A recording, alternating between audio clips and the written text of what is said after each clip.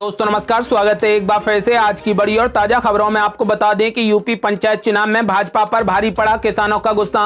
पश्चिमी उत्तर प्रदेश में सुपड़ा साफ, पूर्वांचल में भी कमजोर। वहीं ममता बनर्जी लगातार तीसरी बार बनी बंगाल की मुख्यमंत्री। राज्यपाल जगदीप धनखड़ ने दिलाई शपथ। वहीं ममता बनर्जी की शपथ के बीच गवर्नर जगदीप धनखड़ ने दी राष्ट्रपति शासन लगाने की चेतावनी। बोले हिंसा नहीं रुकी तो बंगाल में लगा देंगे राष्ट्रपति शासन। वहीं बिप्लब कुमार देव का बड़ा ऐलान। बोले नंदीग्राम से चुनाव हारने की नैतिक जिम्मेदारी ले ममता बनर्जी, मुख्यमंत्री पद से दें इस्तीफा। वहीं पश्चिम बंगाल में हिंसा के खिलाफ बीजेपी का तगड़ा धरना। विधायक ने ममता बनर्जी को बताया खूनी। वहीं राहुल गांधी का मोदी सरकार पर तगड़ा हमला। बोले ना वैक्सीन ना रोजगार, बिल्कुल फेल हो गई मोदी सरकार। वहीं उत्तर प्रदेश पंचायत चुनाव में अयोध्या में बीजेपी को लगा तगड़ा झटका। सपा ने बदल दिए सियासी समीकरण। वहीं सुप्रीम कोर्ट ने खत्म कर दिया मराठा आरक्षण। महाराष्ट्र के कानून को असंवैधानिक करार दिया। वहीं उत्तर प्रदेश पंचायत चुनाव में आजमगढ़ में दोबारा मतगणना की मांग पर तगड़ा बवाल, पथराव और हवाई फायरिंग। वहीं स्टालिन ने राज्यपाल को सरकार बनाने का दावा किया पेश। 7 मई को लेंगे मुख्यमंत्री पद की शपथ। वहीं देश के 80 करोड़ गरीबों को मई और जून में मिलेगा फ्री राशन। मोदी कैबिनेट की मीटिंग में बड़ा फैसला। और भी बड़ी खबरों को जानने के लिए वीडियो को लाइक कर दें, चैनल को सब्सक्राइब कर लें और घंटी बटन जरूर दबा दें। वहीं पहली बड़ी खबर, यूपी पंचायत चुनाव में भाजपा पर भारी पड़ा किसानों का गुस्सा। पश्चिमी उत्तर प्रदेश में सुपड़ा साफ, पूर्वांचल में भी कमजोर। ये आपको बता दें कि उत्तर प्रदेश के पंचायत चुनाव परिणामों से साफ हो गया है कि किसानों की नाराजगी भाजपा पर भारी पड़ी है। अप्रत्याशित बहुमत हासिल कर केंद्र और राज्य की सत्ता पर काबिज भाजपा को पंचायत चुनावों में करारी हार का सामना करना पड़ा है। पश्चिमी उत्तर प्रदेश में मेरठ, सहारनपुर, बिजनौर, अलीगढ़, आगरा, बागपत और शामली जैसे इलाकों में समाजवादी पार्टी और राष्ट्रीय लोकदल ने झंडा गाड़ दिया है, तो वहीं भाजपा का पत्ता साफ हो गया है। ज्यादातर जगहों पर भाजपा समर्थित उम्मीदवारों को करारी हार का सामना करना पड़ा है। पूर्वांचल को भाजपा अपने गढ़ के रूप में देखती रही। यहां पर वाराणसी से प्रधानमंत्री नरेंद्र मोदी और गोरखपुर से उत्तर प्रदेश के मुख्यमंत्री योगी आदित्यनाथ चुनकर आते हैं, लेकिन इन दोनों ही क्षेत्रों में भाजपा को करारी हार का सामना करना पड़ा है। वाराणसी और गोरखपुर के अलावा यूपी की राजधानी लखनऊ तक में भाजपा को जनता के गुस्से का सामना करना पड़ा। यूपी के पूर्व मुख्यमंत्री अखिलेश यादव ने इन चुनाव परिणामों को भाजपा की नीतियों की हार बताया है। उन्होंने कहा कि अब जनता ये समझ चुकी है कि भाजपा केवल लोगों को सांप्रदायिक सोच में भटका कर मूर्ख बनाने का काम करती है। कोरोना के इलाज के दौरान भी लोगों को यह समझ में आ गया है कि ये लोगों को इलाज नहीं दे सकते हैं, बल्कि सहायता मांगने पर पीड़ित के ऊपर ही कानूनी कार्रवाई कर देते हैं। किसानों की अनदेखी भाजपा पर भारी पड़ रही है। इन चुनाव परिणामों से सीख लेते हुए भाजपा को विवादित कृषि कानूनों को तुरंत वापस ले लेना चाहिए। किसानों ने धर्म जाति के नाम से ऊपर उठकर केवल किसान के रूप में वोटिंग किया है, जिसका परिणाम इस रूप में दिखाई पड़ा है। पहले पश्चिम बंगाल और अब यूपी पंचायत चुनावों में भाजपा को हुए राजनीतिक नुकसान को किसान नेता अपने आंदोलन का परिणाम मानते हैं। भारतीय किसान यूनियन के नेता डॉक्टर आशीष मित्तल ने कहा कि किसानों ने भाजपा को सबक सिखा दिया है। अगर अभी भी वो इन चुनाव परिणामों को कुछ सीखकर कृषि कानूनों को वापस ले लेते हैं तो बात बन सकती है, लेकिन अगर उसने अभी भी अपनी जिद नहीं छोड़ी तो उसका भारी नुकसान चुकाना पड़ेगा। डॉक्टर आशीष मित्तल ने कहा कि कोविड के खतरे के बीच किसानों का आंदोलन पूरी ताकत के साथ जारी रहेगा। किसान खुले में बैठे हैं, उनकी वजह से कोई भी कोरोना नहीं फैला।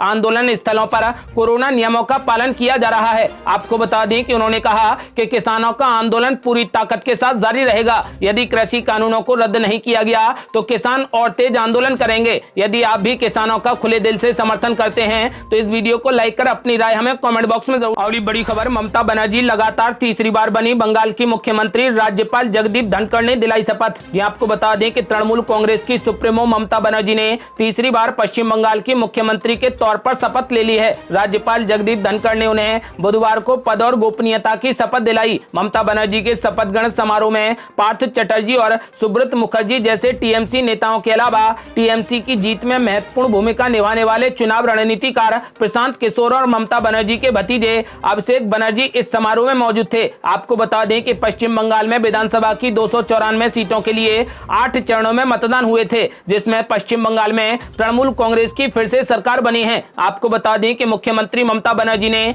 तीसरी बार मुख्यमंत्री पद की शपथ ले ली है।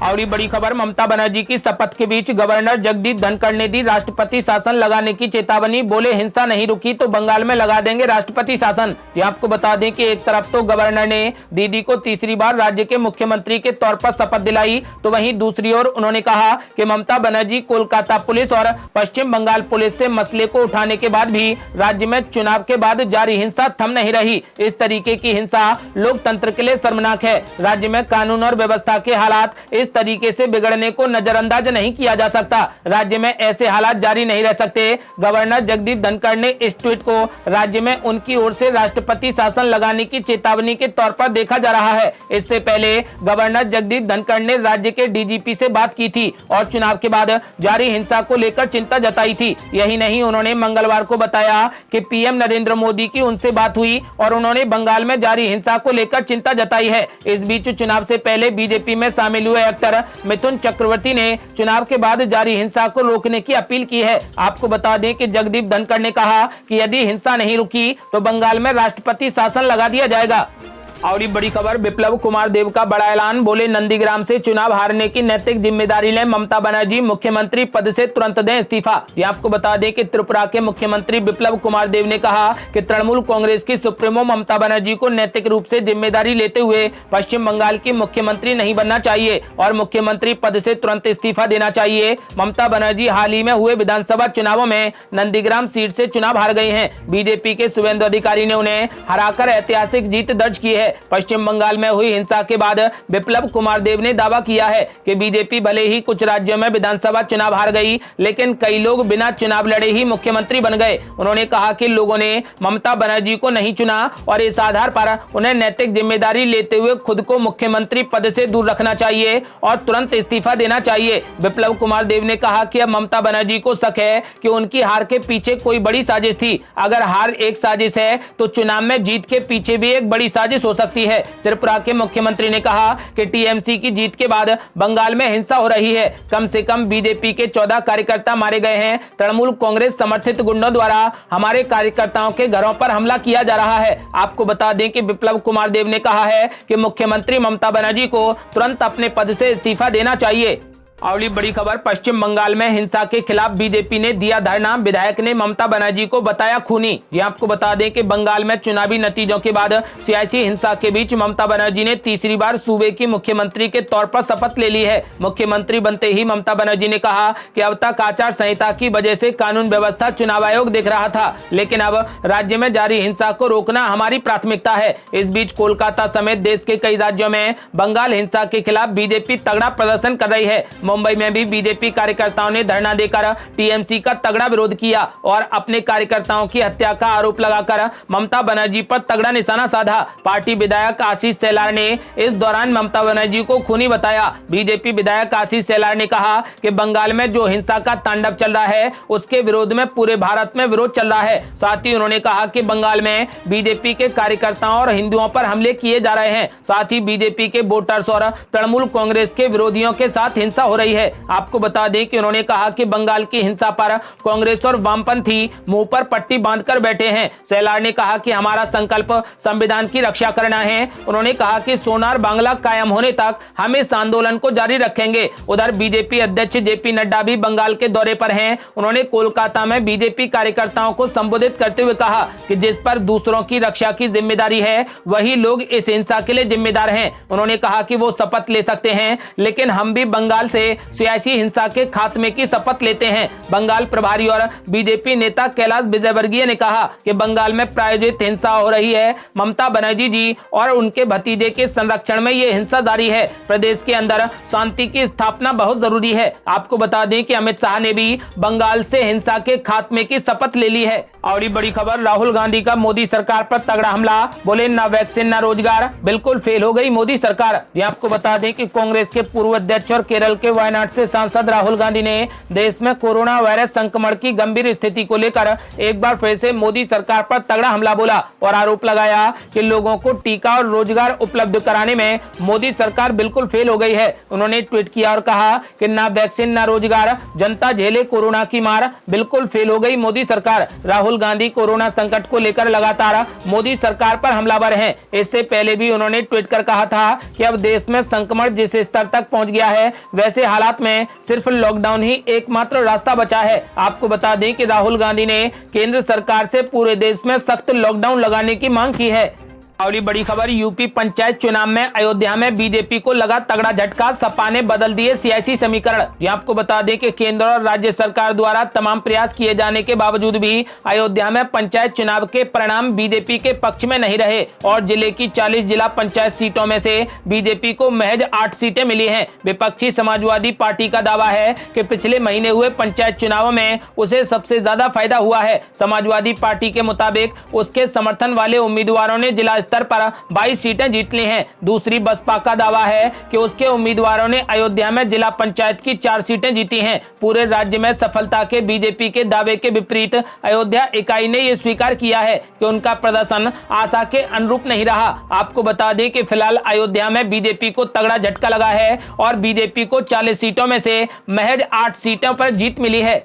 और ये बड़ी खबर, सुप्रीम कोर्ट ने खत्म कर दिया मराठा आरक्षण, महाराष्ट्र के कानून को भी बताया असंवैधानिक। ये आपको बता दें कि सुप्रीम कोर्ट ने आज मराठा आरक्षण पर सुप्रीम फैसला सुना दिया है। सुप्रीम कोर्ट की 5 जजों की बेंच ने कहा कि अब से किसी भी नए मराठी कैंडिडेट को शिक्षा और नौकरी के क्षेत्र में आरक्षण नहीं मिलेगा। कोर्ट ने मराठा आरक्षण को असंवैधानिक बताया है। कोर्ट ने कहा कि पहले से जो भी नियुक्तियां हो चुकी हैं उनमें किसी भी तरीके का कोई भी बदलाव नहीं किया जाएगा, वो पहले जैसी रहेंगी, लेकिन नई नियुक्तियों को अब आरक्षण नहीं मिलेगा। कोर्ट ने साथ ही कहा कि मराठा समुदाय कोई पिछड़ा समुदाय नहीं है, इसलिए से सामाजिक शैक्षणिक रूप से पिछड़ा मानना गलत है। मराठा समुदाय को पिछड़ा मानना महाराष्ट्र राज्य कानून में समानता के अधिकार का उल्लंघन करने जैसा है। जानकारी के मुताबिक कोर्ट में फैसला लेते समय जजों के विचार मिल नहीं खा रहे थे, लेकिन अंत में 5 जजों ने मराठा आरक्षण को पूरे तरीके से गलत बताया और उसे खत्म कर दिया, क्योंकि आरक्षण पिछड़े वर्गों को दिया जाता है जबकि मराठा पिछड़े वर्ग में शामिल नहीं है। आपको बता दें कि कोर्ट ने बड़ा फैसला सुनाते हुए अब मराठा आरक्षण को पूरे तरीके से खत्म कर दिया है। और ये बड़ी खबर, तमिलनाडु में एमके स्टालिन ने राज्यपाल को सरकार बनाने का दावा किया पेश, अब 7 मई को लेंगे मुख्यमंत्री पद की शपथ। ये आपको बता दें कि एमके स्टालिन को डीएमके विधायक दल का नेता निर्वाचित किया गया है। डीएमके ने विधानसभा चुनावों में 133 सीटें जीत ली हैं और कांग्रेस समेत उसके अन्य सहयोगियों ने 234 सदस्यीय विधानसभा में कुल 159 सीटें जीती हैं। डीएमके अध्यक्ष एमके स्टालिन ने चेन्नई स्थित राजभवन में राज्यपाल बनवारीलाल पुरोहित से मुलाकात की और सरकार बनाने का दावा पेश कर दिया।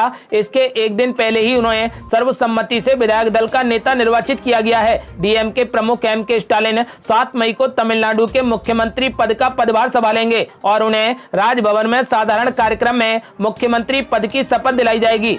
और ये बड़ी खबर, कोरोना की बेकाबू रफ्तार के चलते चुनाव आयोग ने 3 लोकसभा और 8 विधानसभा सीटों पर टाला उपचुनाव। ये आपको बता दें कि देश भर में लगातार कोरोना के मामले बेकाबू रफ्तार के साथ बढ़ रहे हैं। पिछले 24 घंटे में लगभग 3.5 लाख नए मामले सामने आए हैं। रोकथाम के तमाम प्रयासों के बावजूद भी उसका कोई भी खास असर नहीं दिखाई पड़ रहा। इस बीच कोविड-19 के लगातार बढ़ते नए केस के चलते चुनाव आयोग ने 3 लोकसभा और 8 विधानसभा सीटों पर होने वाले उपचुनाव को स्थगित कर दिया है। इससे पहले कोरोना के चलते पश्चिम बंगाल की 2 विधानसभा सीट शमशेरगंज और जंगीपुर में 16 मई को होने वाले चुनाव को भी टाल दिया गया है। मुख्य निर्वाचन अधिकारी के कार्यालय के अधिकारी ने बताया कि यह फैसला राज्य में बढ़ते कोविड-19 मामलों के चलते लिया गया है। गौरतलब है कि इन दोनों सीटों पर चुनाव लड़ रहे प्रत्याशियों की मौत के बाद चुनाव आयोग ने वोटिंग को स्थगित कर दिया था। आपको बता दें कि चुनाव आयोग ने 3 लोकसभा और 8 विधानसभा सीटों पर होने वाले उपचुनाव को स्थगित कर दिया है।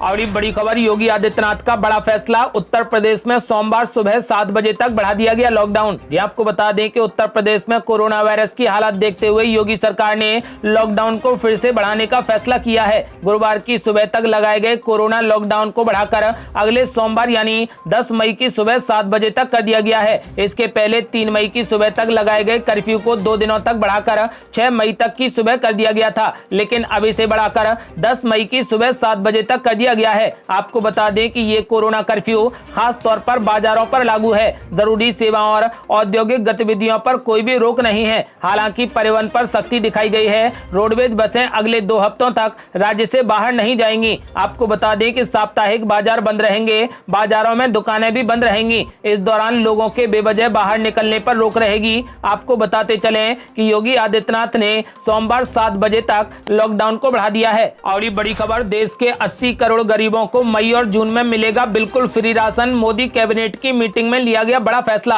आपको बता दें कि कोरोना की दूसरी लहर के कहर से जूझ रहे देश के गरीबों को केंद्र सरकार यानी मोदी सरकार ने बड़ी राहत दी है। सरकार ने देश के 80 करोड़ गरीबों को मई और जून के महीने में प्रति व्यक्ति 5 किलो राशन मुफ्त देने का ऐलान कर दिया है। बुधवार को केंद्रीय कैबिनेट ने राष्ट्रीय खाद्य सुरक्षा अधिनियम के तहत 79.88 करोड़ गरीबों को यह सुविधा देने का फैसला कर दिया। राज्यों को इस स्कीम के तहत कितने गेहूं और चावल का आवंटन किया जाएगा, इस संबंध में खाद्य एवं सार्वजनिक वितरण विभाग की ओर से फैसला लिया जाएगा। इसके अलावा इस स्कीम को बढ़ाने पर भी विभाग की ओर से ही फैसला लिया जाएगा। आपको बता दें कि कोरोना से निपटने के लिए लॉकडाउन लागू होने हैं, मानसून की स्थिति खराब होने जैसे हालातों पर स्कीम को बढ़ाने का फैसला लिया जा सकता है। आपको बता दें कि फिलहाल मोदी सरकार ने मई और जून में देशवासियों को फ्री राशन देने का ऐलान कर दिया है। ये थी अब तक की बेहद बड़ी खबरें। यदि आप भी चाहते हैं कि देश जल्द से जल्द कोरोना मुक्त हो जाए और कृषि कानून हमेशा के लिए रद्द हो जाएं, तो इस वीडियो को लाइक कर अपनी राय हमें कमेंट बॉक्स में जरूर दें। यदि आपने अभी तक हमारे चैनल को सब्सक्राइब नहीं किया है तो कृपया चैनल को सब्सक्राइब कर घंटी बटन जरूर दबा दें। जल्दी मिलते हैं बड़ी अपडेट के साथ। तब तक के लिए जय हिंद, जय भारत।